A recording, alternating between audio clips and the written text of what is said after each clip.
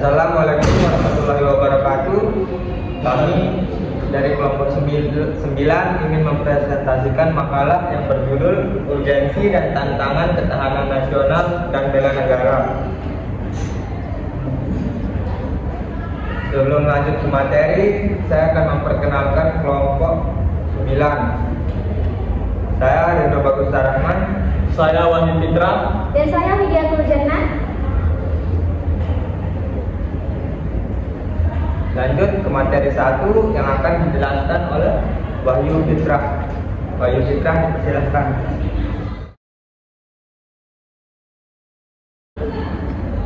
Di sini saya akan menjelaskan tentang ketahanan nasional yang terdiri dari pengertian secara etimologi dan terminologi. Baiklah, apa itu ketahanan nasional secara etimologi? Ketahanan nasional berasal dari kata tahan yang berarti tabah, kuat, gigih, dan pantang menyerah. Ketahanan nasional memiliki makna yang mampu tahan dan kuat menghadapi segala bentuk kesusahan dan ancaman terhadap negara. Sedangkan kata nasional berasal dari kata nation yang berarti bangsa sebagai pengertian politik. Dan yang kedua, pengertian ketahanan nasional secara terminologi. Secara terminologi, pengertian ketahanan nasional dapat dijabarkan menjadi 3 pengertian utama, yang diantaranya ketahanan nasional sebagai konsep atau doktrin, yaitu sebagai hukum yang ada di Indonesia. Dan yang kedua,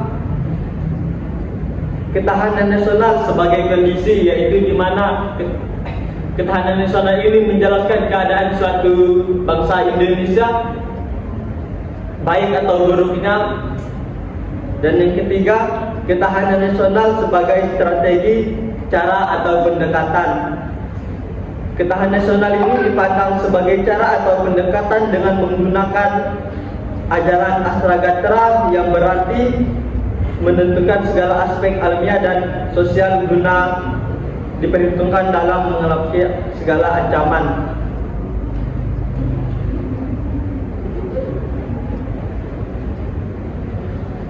Unsur ketahanan nasional.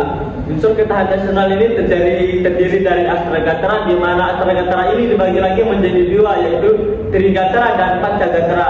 Di mana Trigatra itu meliputi gatra letak atau gatra geografis, di mana gatra ini menunjukkan letak atau suatu tempat di mana Indonesia itu berada dalam suatu peta. Dan yang kedua, gatra keadaan dan kekayaan alam. Dan yang ketiga, gatra keadaan dan kemampuan penduduk. Pancagatra ini meliputi gatra ideologi, gatra politik, gatra ekonomi, gatra sosial budaya, dan gatra pertahanan dan keamanan.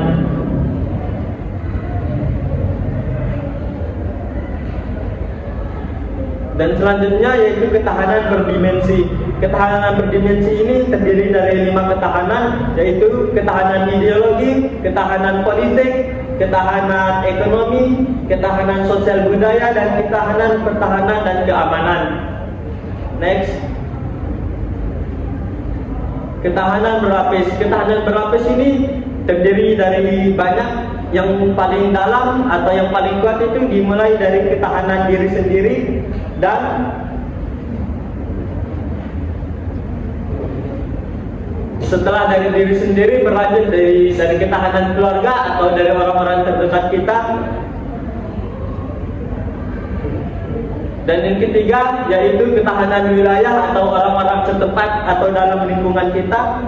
Dan yang keempat, ketahanan regional. Dan yang kelima, ketahanan nasional yang terdiri dari Sabang sampai Merauke yang menyeluruh dari bangsa Indonesia itu sendiri.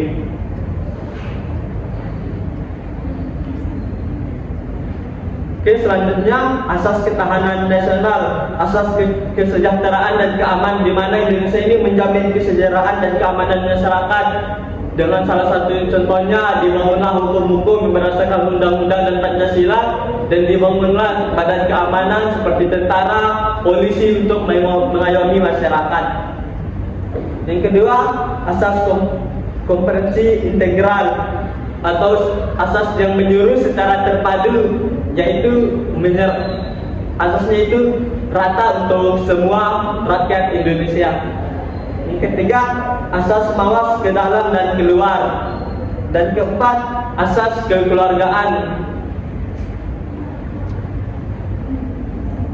Dan selanjutnya, sifat-sifat ketahanan nasional. Sifatnya itu ada yang ketahanan dinamis, konstitusi dan kerjasama, asas wibawa dan asas mandiri. Baiklah, mungkin hanya ini yang dapat saya sampaikan. Kurang dan lebihnya saya kembalikan kepada moderator. Baiklah, jadi materi kedua akan dijelaskan oleh Widya.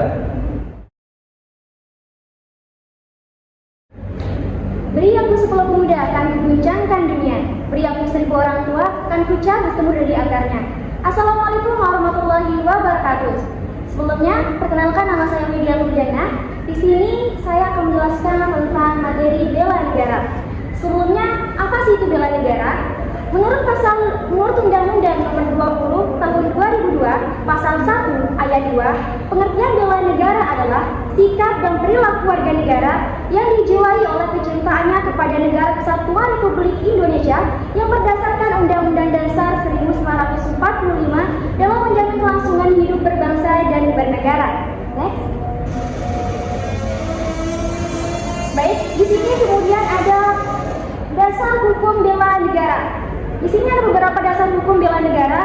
Yang pertama ada pasal 27 ayat 3 Undang-Undang Dasar 1945 yang menyatakan bahwa semua warga negara berhak dan wajib ikut serta dalam upaya pembelaan negara. Kemudian ada pasal 30 ayat 1 Undang-Undang Dasar 1945 yang menjelaskan bahwa tiap-tiap warga negara berhak dan wajib ikut serta dalam usaha pertahanan dan keamanan negara.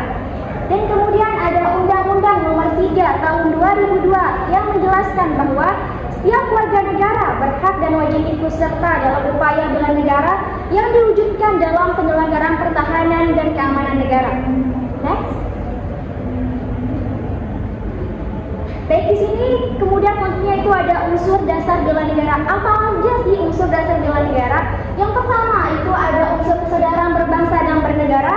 Kemudian ada cinta tanah air, dan setelahnya itu ada yakin akan Pancasila sebagai ideologi negara. Kemudian rela berkorban untuk bangsa dan negara, dan ada memiliki kemampuan awal bela negara.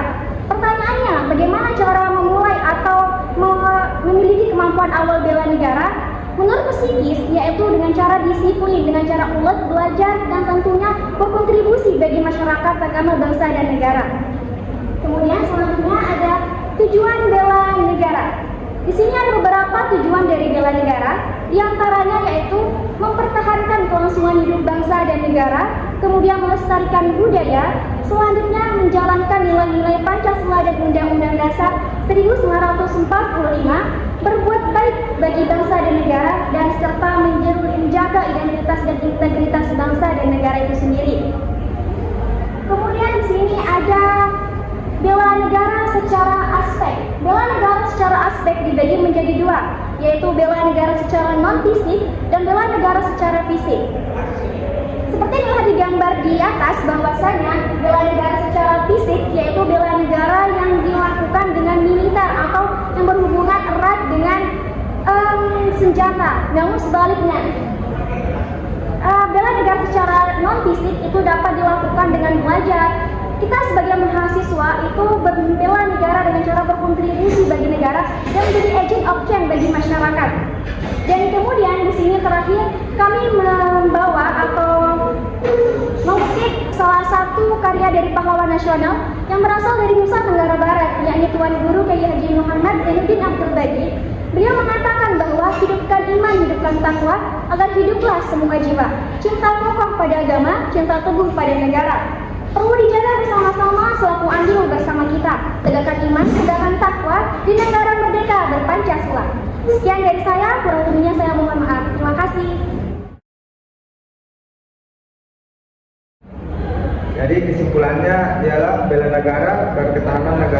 memiliki hubungan yang signifikan dalam mewujudkan dan mempertahankan ketahanan negara, seperti yang tersirat dan tersurat dalam alinea keempat pembukaan Undang-Undang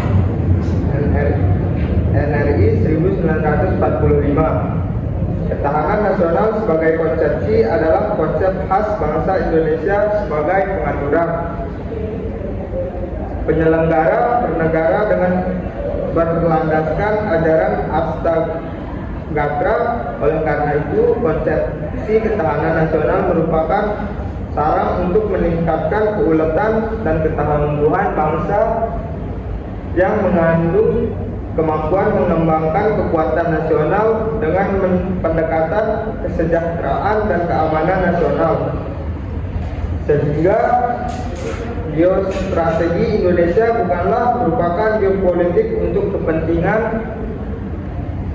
politik dan perang. Dengan demikian, wawasan Nusantara tidak menganut teori ekspansionisme, kekerasan, dan okupasi. Untuk mewujudkannya diperlukan peran aktif setiap warga negara tanpa terkecuali dalam ikut pembelaan negara sesuai keahlian masing-masing yang pada dasarnya telah diatur dalam konstitusi negara. Sekian kesimpulannya. Sekian yang kami dapat presentasikan dari kelompok 9, kurang lebihnya mohon dimaafkan. Wassalamualaikum warahmatullahi